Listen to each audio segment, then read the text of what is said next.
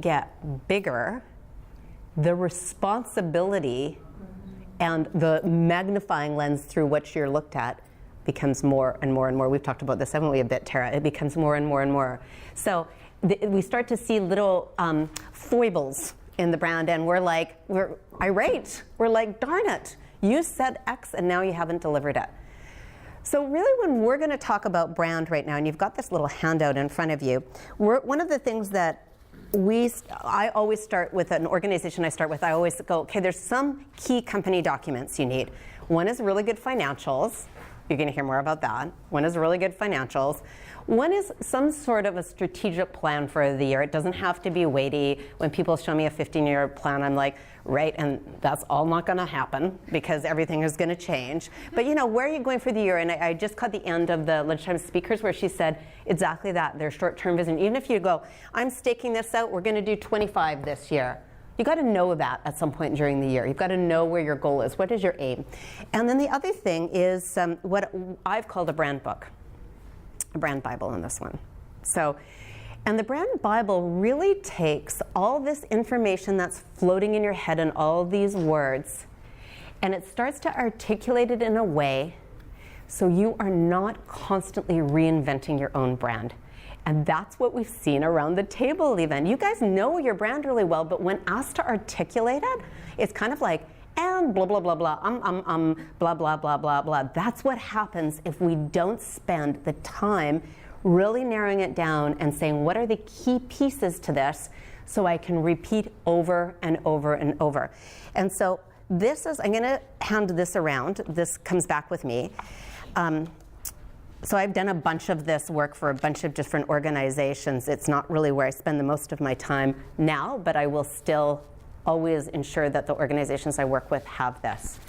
Because if you're trying to scale something and you can't really, we found it today, that it's not like you all freaking nailed your articulation of your brand. What happens then when it goes to your team members? What happens then when it goes to your customers?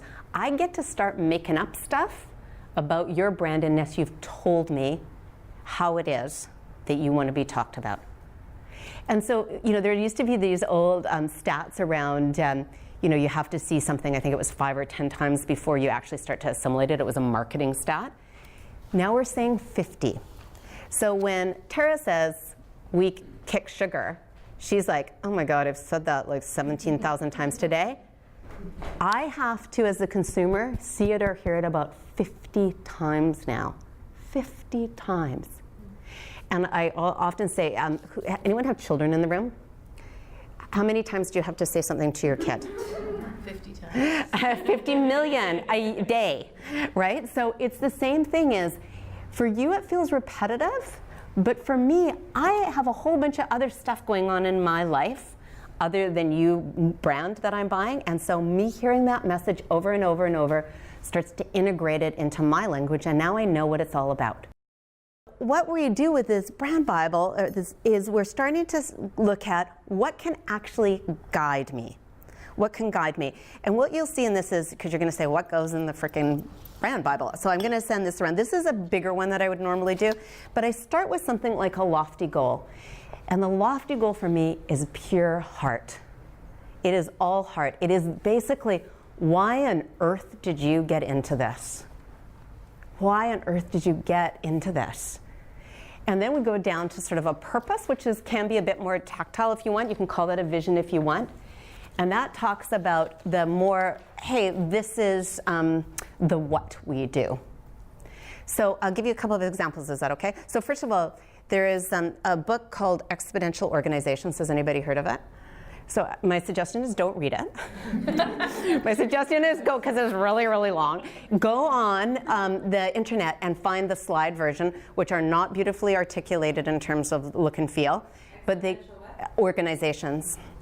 And what it talks about is all of the biggest companies right now in the world, the ones that have the highest value, we're talking Airbnb and Uber and everything, well, first of all, they've all been around less than 15 years.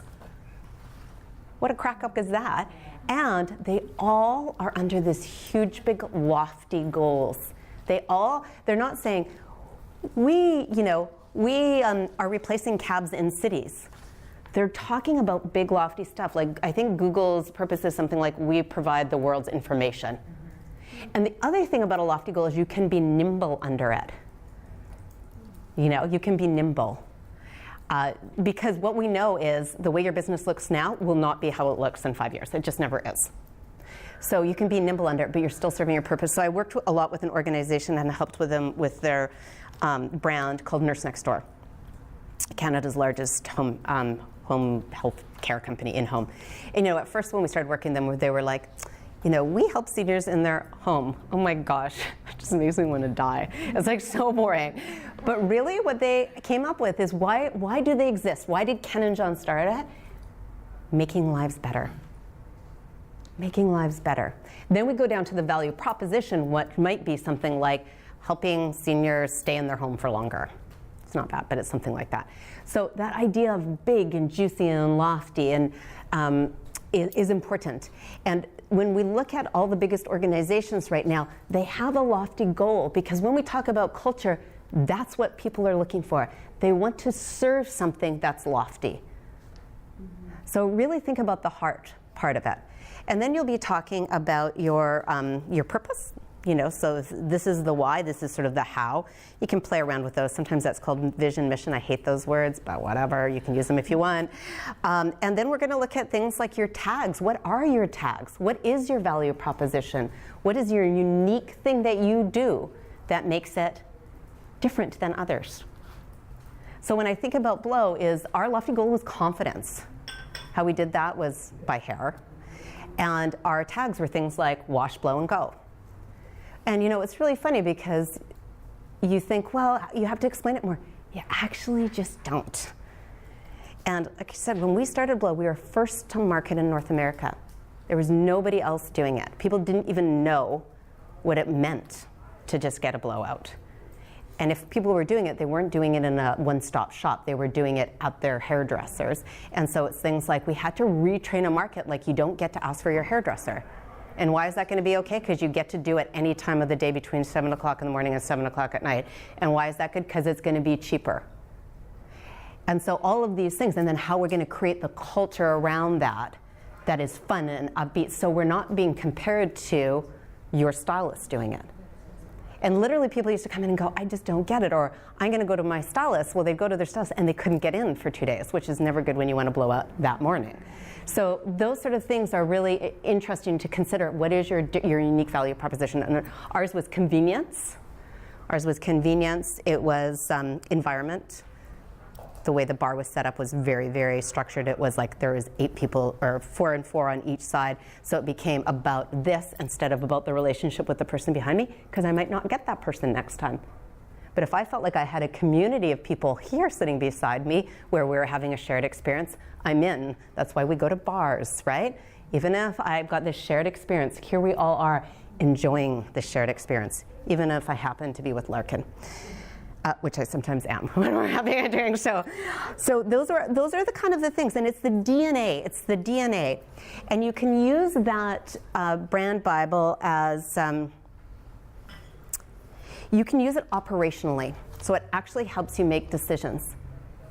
So if your lofty goal is making lives better, and so a drug company comes to you and says, we want to partner with you and give, you know, drugs to all your seniors, you'd have to sit down and go, are we making lives better? You'd have to answer that question for yourself. And I think I heard the woman earlier saying too at lunch about how we were just reacting to stuff all of the time in the first couple of years. It's like someone knocks on your door and goes, here, sell to us. And you're like, oh, great, I'm supposed to sell. Yes, I'll sell. And instead of going, does that fit? Does that fit? I know that with a couple of you, I've had that conversation around investors. Is it a fit? What are you trying to achieve? Does it fit with your purpose? Do people get your lofty goal? Are your values aligned? Are your values aligned? And I spend a lot of time around values. What are your values? And if you tell me integrity, it makes me want to shoot myself. Because is that not a starting point? Yeah. What are your values? What are the things that are driving your decisions and you're hoping will drive the decisions of those who work for you? And you're hoping that you would even not engage in business with someone. You would say no to a client because guess what? They weren't treating your team the way that your values outlined. So those are really important things. I'm going to send one of these down each way. Like I said, this is a really, really beefed up version with it's kind of a strategy plan and a brand book all together. And we tend, this is a business partner of mine who is the CEO of Chamber. He was actually my business partner in Blow, one of my business partners, my daughter, and this guy named Val, who worked for me at my second business. And then we started Blow together. Is one of the most amazing people I know. And we have a lot of fun doing this stuff together when we do it. So when he became CEO of Chamber, he's like, can we come up and do the brand brief with me? And we said, sure, sure. And so we said, what is the purpose? We didn't go lofty goal with him, we went purpose. It was, for him, as a Chamber, it was making business easy. And if you look at most Chamber brands, they're like, we are the voice of our businesses in our community. I'm like, okay, whatever. But if someone says to me, I'm gonna make your business easy, okay, let's talk some more. It's just that idea of what is it that you're actually trying to achieve and give. And then when you go through this little brand book, you'll see all the different elements of it. It says who we are and what we do. So you can flip through it. This is a beefed up version. Usually if you get a hold of me by email, I'll send you a bare bones, hey, this is what the agenda should look like. Usually I will. It sometimes takes me a while, but usually I will do that. But have a look through and you can see how if I was gonna hire Tara tomorrow and I was like, hey, before you say yes to this job, have a read through this. She could actually make a decision whether or not it's the place for her. The other thing is, as we're starting to work through things and she's starting to do emails, she's got language in here that means she's not constantly creating because we have to hear something how many times? Right, exactly. So that is what a brand book is. So has anybody got any version of this existing in their organization now? Good.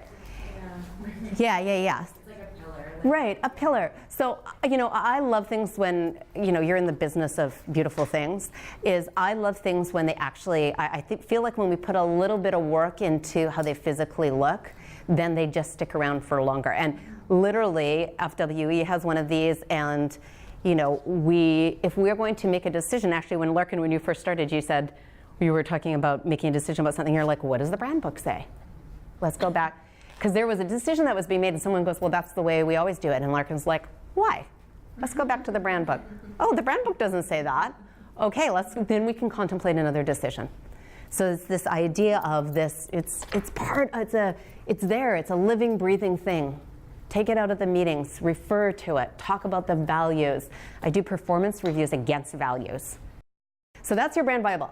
If you were gonna do nothing coming out of here, but do that, I will tell you it will make a significant difference to your business. And as you go to expand, when you're talking to investors, when you're talking to partners, you can actually go, bang, here it is. And you're not just kind of constantly reviewing. So the next thing, and we can, thank you, that I want to talk about is the thing that we sort of started to talk about when we were saying what brands do you love. It's congruency. It's that idea of, does the name go with the look and feel, go with the experience, right to the end? And it's that number of touch points you have that we'll talk about later that either show up as congruency or not. And somebody called me the other day and she was writing a book about mindset. And she said to me, well, what does the word power mean to you? And I'm like, I freaking never use the word power. It's like, I don't know, it's a really uncomfortable word for me because it's so often associated with a role or a position instead of, I said, but when I think about somebody being beautifully having an effect on the world or having impact, I think of that congruency between what they're saying, what they're thinking, how they're behaving, and how I see their heart. And that's where a brand magic is. It's where that congruency is. So you go into David's Tea, I look at the logo, the way the font is, it starts to right away trigger something in my brain. I go in, it's clean. Oh my gosh, okay, this is good, we're clean, okay, great. I'm always offered things the same way. The way the person gives me a tea is awesome. And then there's incongruencies where you go in and you're saying, oh, hey, the brand says this or they tell me that, and then I find out that Patagonia is also a beautiful brand in terms of their values as they've been articulated, at least so far as I've seen. But yeah, Patagonia is, but so that congruency. So I want you to think right now, where perhaps are you not congruent in your organization? And if your brand is in fact living and breathing, it's all of the things that make up your business, where might you not be congruent? And one of the really cool ways to consider this is there's a philosophy called lean philosophy. People have heard of lean philosophy, lean startup, lean. It's actually out of the Toyota company. And there's a whole bunch of components to it. And one of this is called value stream mapping. And you literally go, if somebody is going to engage with my brand, what are all the touch points? And you take stickies and you go, they have to find me. How do they do that? Is it easy or hard? They have to come into my store or go online. Then they have to scroll through how many pages. You literally go all the way along. And where you think there's only 5 transactions with your customer, there's usually like 45. And then you go, is there anything that's not needed here? What can I make easier? And where I'm not congruent to my values or what I've promised. So if you're in the business of beauty, is there some transaction along there that is just not beautiful? It doesn't serve a purpose. Why is it there? Can we get rid of it? Is there another way to consider it? So that's what we mean by congruency. And so when I think about Blow, there was a couple of things that we had to be careful of. First of all, I started that company 10 years ago now, 10 years this June, and is the name. It's Blow. So there is no W because that's gross and rude. But we had to make sure that whatever it is that we were looking at in terms of the brand had a lightness about it. Because if it was heavy, it could be like a bit, as I say to my grandson, it's a bit Rudy-Doody, right? Like it's like, okay, so how is it going to be light? So it was white and there's bits of pink in it, but it wasn't pink and girly. It was quite simple and polished. So, those are the sort of things we had to think of when we were going, how are we going to have brand congruency? When we thought about tone, what's the tone of this brand? The tone was cheeky. So cheeky for me, it reminds me of my British mom, was like not rude, but a little bit of fun. You can have a bit of fun. But even when we were talking to our blowers, that's what we called them, the blowers, the people that did hair, is we could go, hey, that wasn't cheeky, it was just kind of rude. Or that was a bit fringy. Or if we got approached, which we did a ton, to partner with people, a nightclub? No. Yeah. Too much potential for it to be on the kind of dirty, Rudy side. Be at a gala, be at a FWE gala? Yeah, we'll do that. So these decisions you get to make through your tone, and then the congruency so that a client doesn't come in and go, well, that's kind of just weird. That's weird that brand that promises me this, where I feel trust and whatever, is now doing this. In brand congruency, we talk about clarity. That's why the brand book is so important, because now it's clear. We're all using the same words. Consistency. Am I doing the same thing over and over? And culture is the way you breathe life into everything. It really is. The culture is how we do stuff. It's got to do with values. How we do stuff. Is it clear? And we just say that's where the magic is, that congruency. Know your market. It's funny, we were talking about this actually the other day with regard to food, all the kind of natural foods that are coming out. And there's some, I think for a really good reason, people are trying to go back to small batch ways of doing things. And then it just crushes me when they don't survive because they didn't really know their market. It's a good idea. There's just not enough people prepared to buy that at this amount of money when they don't understand the value proposition between that. We were talking about meat. Am I really going to spend that or that? And if it's kind of the same, how am I going to make it look different? And that's where things like packaging and words actually do come in. That's where things, packaging words. So know your market. So in Blow, when we were talking to the Blow girl, she was about 27 in our minds, but our actual target market, the person that used it more, would have been about 37. But what we knew is if we talked to 40-year-olds, 27-year-olds wouldn't come. If we talked to 27-year-olds and we did it in a way that still held a bit of sophistication to it, 40-year-olds would. And it's kind of like when you look at gene companies. They don't say, oh, even not your mother's genes is like, we're not your mother's genes, and then they're like, we can't even use the word mother anymore. We'll just do it and just use the initials or the acronym. So really know your market and test things with it. So know your market and keep them engaged. Have you weighted against your brand Bible? Don't do what the pack is doing. So that's about trying different things. So this is always an interesting conundrum for me with entrepreneurs. You can't try too many different things, but you have to try more than one. And so how is it that you quickly make decisions if something is working or not working? And often what we're not good at is understanding the metrics behind what we've tried and whether or not it worked.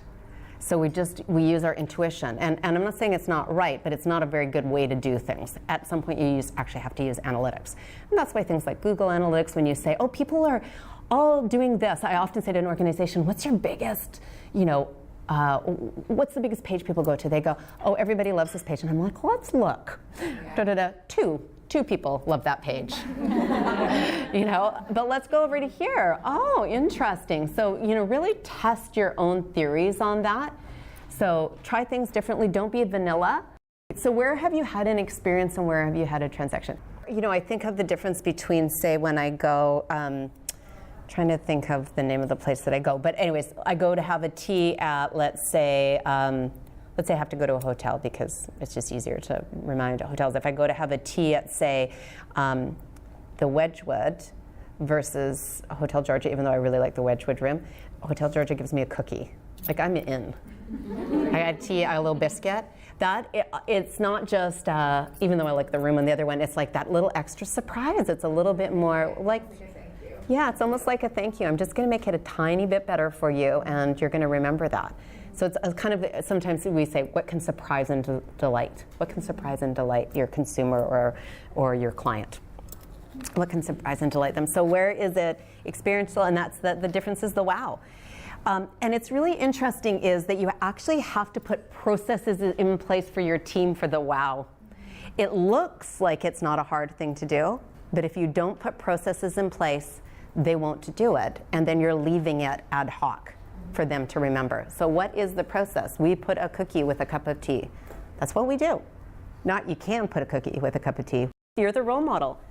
If you have a brand Bible and you're not bringing it out when you sit down to team meetings, how is it getting used? I mean, it's like strat plans or even financials, sadly, where I sit down to a meeting with an organization and I'm like, so tell me about your numbers from last year. They're like, I'm like, oh gosh, here we go. So it's really that idea of, am I using it? Am I role modeling it? And the thing that I love is you don't have to have a bunch of stuff. You just have to have these non-negotiables for yourself too. I need to know my numbers. I need to be completely articulated on my brand. What are the non-negotiables for yourself? And that will be when Bev and I, when Bev was earlier talking about an advisory board, literally when I started on an advisory board and work with the founder or the CEO, I literally go through, okay, what are the segments that you have to have filled in here each time? And it was really funny. You'll get Katie later. Katie, super funny. The first time we sat down with the Smart Cookies. So first of all, there were 5 of them, so there was a lot of them. And then there was the 3 of us on the business advisory board, one guy, me and Beth. And they sort of sat down and it was like a narrative meeting. So I phoned Katie, I'm like, no. We need, let's build out, at that time in a binder, we wouldn't do that now, let's build out your book. Let's build out your book. This is what I want to know. And every month, or when we got together every 2 months, and that one is, hey, where are your financials at? Here's the numbers we want to know. We used to do pull it up to Smart Cookies by the numbers. Where's your financial at? Where's your brand at? Where's your marketing at? Where's your IP at? So all of these things, so they become really, you become just so knowledgeable about your own business. But if you don't know this stuff, then your team doesn't know it. It just gets diluted and diluted and diluted. So talking about transaction versus experience. And so then we sort of think about it, and so how do you engage your customers' hearts? It's by, it's that wash, rinse, repeat. It's by doing stuff over and over and over again. That's what creates success. It's not, which is really hard for us entrepreneurs, it's not creating new stuff every time. If we don't have core business that we can wash, rinse, and repeat on, just try little bits here and there. Try a new shampoo, try a new conditioner once in a while. But if we don't have a methodology that's wash, rinse, repeat, it is not scalable. And it's so difficult for our team because all they end up doing is trying to execute on our next big idea without actually having either measured what's in existence to see if it's working or not, and without a plan as to how that idea gets put into operation. So any big meaty documents, like you were talking about the brand book. My brand book for a company most of your guys' size would be 5 pages. 5 pages with I don't know, we just did with Melinda with maybe 10 words on each page. It's not big. And that's great because then you go into, I was thinking about when we had Blow, an organization approached us to buy us, and they owned a bunch of kids' hair salons in Toronto, 18 of them or something. So they approached us and they came out and they flew out and blah, blah, blah, blah, all that sort of stuff. And they started sending me emails. It was called Melonhead. And he would sign off and he'd be like, best regards, Melonhead. I was like, not even best regards, Melonhead. I was like, you're gonna touch kids? Regards? How is that what you want your kid to be getting? Regards. What is it? So how do you sign off on your emails? Does anybody know the Juice Truck locally? Yeah, so they got a pretty good brand articulation, and you do sort of the same thing with theirs, is they always sign off Juicy Love, if they know you. So I'm like, Juicy Love, every time I see it, I'm like, yeah, it's great. It's great. So, Nurse Next Door, we used to take some of the tags out. One was Love is in the Details was one of our tags. So, and it was also one of our values. And that you could use that as a sign-off. Love is in the details. Gosh, if you see that with a company that takes care of seniors in their homes, and that's the CFO, you're like, oh, it's like when Bev talked about, this is values-based stuff. I get this.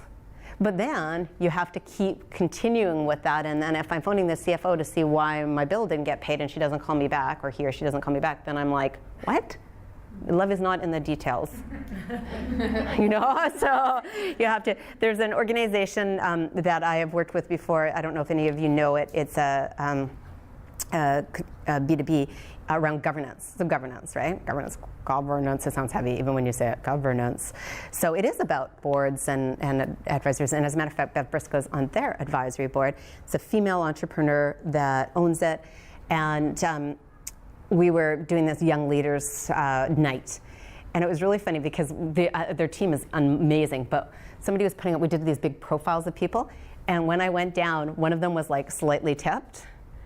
And this is Lanny, who I love. I was like, Lanny, can you straighten that out? She's like, you're neurotic. And I was like, no, because in my mind, if we can't get that straight, how are we going to keep someone's board manual straight? How are we going to keep their governance straight? So it's these little things that our mind picks up. And it starts to say, incongruent, something isn't computing here. So that's what you're trying to get you're trying to get your customer's brain, your consumer's brain, to be relaxed and easy and build trust. That's what you're trying to do all the way along. So the idea of this is, hey, find out what works, keep doing it, make good and thoughtful and measured decisions against your company documents, your brand book, your financials, use them to help filter your decisions, and keep doing it, and do it again, and do it again. And that's how you get to magic. And often when I've seen other brand articulations where there's a founder who is a visible founder, and say a brand company has created the brand for them without really spending time with them, I'm like, it doesn't work. Your brand right now, all of your brands from what I have been able to see, still have to live and breathe with you. Because, and that even with Blow, even with 2 co-founders, and we got to, I think, 18 stores before I kind of got out operationally, was, it still had to resonate, with Devin, who some of you will meet tonight, who's my daughter. It had to resonate with her at 22, but it also had to resonate with me at 40, whatever I was, 44. It had to resonate with both of us. Which means I had her when I was 22. So, because I saw the math. Yeah. So that's what, it had to resonate with both of us. And then we had Val. Boy Val. So he had to feel cool being able to, the brand resonating with him. And like he's like quite handsome and all shiny, and so it did. But we had to choose things that just didn't sit with one person. While you would keep looking at it, if you were making brand decisions to change things, brand decisions, these are like core fundamental stuff to the articulation of your brand in the first year, without knowing that it wasn't working, remember, I'm just hearing about it. You know, it even shocked me because of so when we opened Below, we only had the one location, first one in North America, really first one. There was not one in the UK yet. It had just opened that year. And everybody was, like, literally, we had 800 different editorials in the first year. 800 magazines or newspapers wrote about us around the world. But I still went to stuff. Even now I go to something and I go, Blow, and they're like, Blow? I was like, how have you not heard about it? It's been 10 years and it's everywhere. But you have to remember, for you it feels like a lot. People haven't even started to catch on yet. You know, and of course I know Tractor because I've been in it. It's great, but I'm still shocked at who doesn't know about it. Because you're like, Tractor? Well, of course. So don't, So, but you just have to be careful, because if you move too quickly, you're just constantly, and you've just got my loyalty, now you're changing shit up? I don't know. It's a bit irritating. So I would maybe redefine what evolution of the brand means to you. Well, good. You guys give yourselves a big hand. Well done. And I'll be around today and tomorrow, and you will see me tomorrow where I ask you again for your elevator pitch.